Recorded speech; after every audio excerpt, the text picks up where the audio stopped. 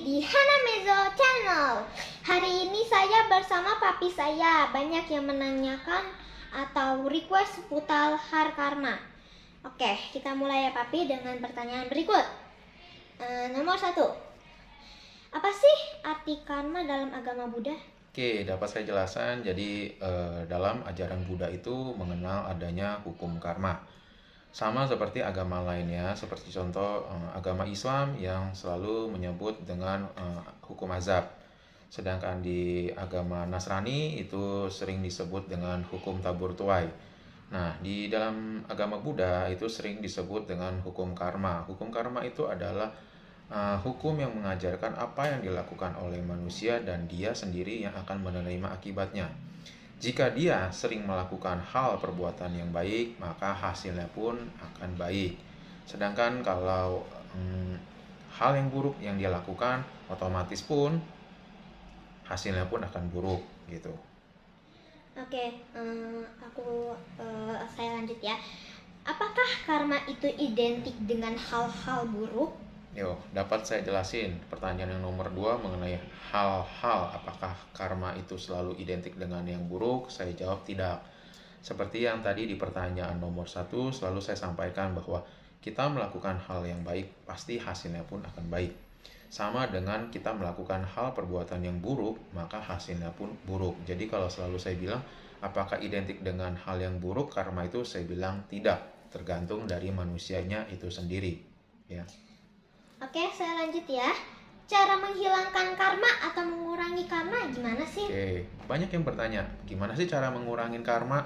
Oke, yang pertama adalah kita sering melakukan kebajikan atau perbuatan yang baik. Ya, itu yang pertama.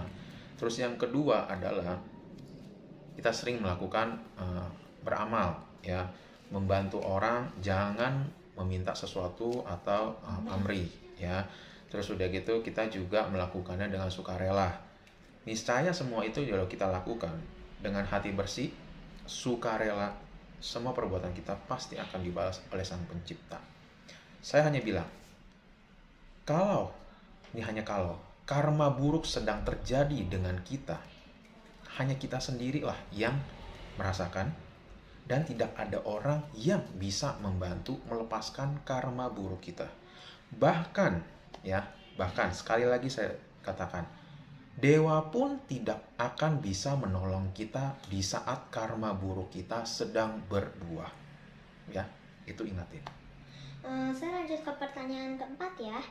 Contoh karma baik dan karma buruk seperti apa ya? Oke, contoh-contoh karma baik yang seperti saya bilang, satu dengan melakukan kebaikan, ya kan, amal dan kebajikan, ya kan, melepas hewan dalam artian melepas hewan ini ke alam bebas, seperti contoh melepas ikan ke sungai, ya, terus melepas kura-kura supaya umurnya lebih panjang, melepas burung, ya kan, itu adalah hal-hal karma baik yang bisa dilakukan.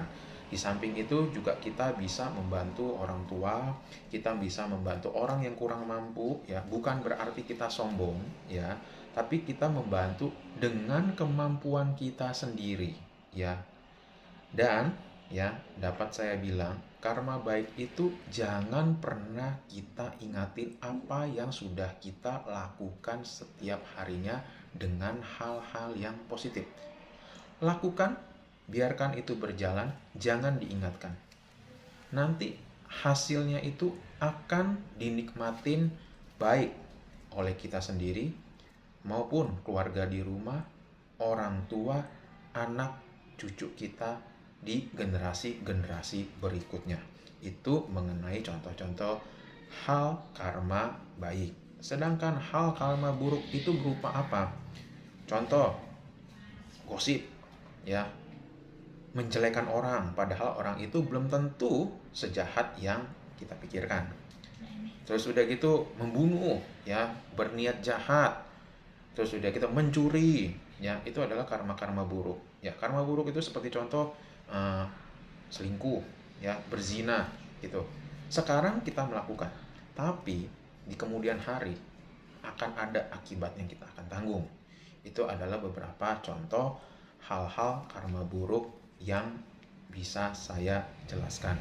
Tapi ingat sekali lagi yang tadi saya sampaikan, bahwa ketika karma buruk sedang berbuah terhadap diri kita, tidak ada orang yang bisa membantu kita. Bahkan dewa pun tidak bisa menolong kita. Ya, itu camkan. Oke. Demikian penjelasan hari ini perihal soal karma. Jangan lupa di share, like, comment, subscribe Hana Meizo channel, tekan loncengnya ya. See you.